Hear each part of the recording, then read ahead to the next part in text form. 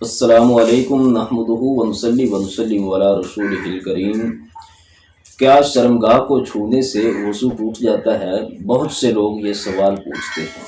تو پہلی بات اس حوالے سے جو میں بیان کرنا چاہتا ہوں کہ اس مسئلہ کے حوالے سے علماء میں اختلاف موجود ہے، لیکن جمہور علماء کی رائے کے مطابق وضو ٹوٹ جاتا ہے اگر بندہ بنا کسی کپڑے کے، بنا کسی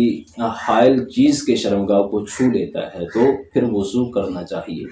اختلاف کی جو وجہ ہے کہ کافی ساری ایسی روایات ہیں جہاں اللہ کے نبی صلی اللہ علیہ وسلم سے پوچھا گیا تو اللہ کے نبی صلی اللہ علیہ وسلم نے فرمایا کہ آپ کی شرمگاہ وہ بھی آپ کے جسم کا حصہ، یعنی کہ اس سے وضو نہیں ہے۔ اور اس کے مقابلے میں پھر کافی ساری روایات ایسی بھی موجود ہیں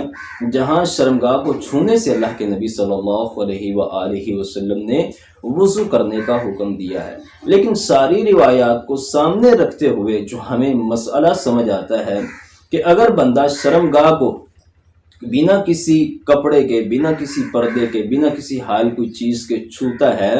تو پھر وضو ٹوٹ جاتا ہے، اور اگر شرمگاہ کو چھوتے ہوئے ہاتھ اور شرمگاہ کے درمیان کپڑا موجود ہے تو پھر وضو نہیں ٹوٹتا۔ مسند احمد کی حدیث ہے، نبی کریم صلی اللہ علیہ وآلہ وسلم نے فرمایا من افضى بيده الى ذکرہ لیس دونہ ستر فقد وجب علیہ الوضوء، کہ جو بندہ اپنی شرمگاہ کو بنا کسی پردہ حائل کے چھوتا ہے، بنا کسی کپڑے کے چھو لیتا ہے تو اس پر وضو ضروری ہے، اس پر وضو لازم ہے۔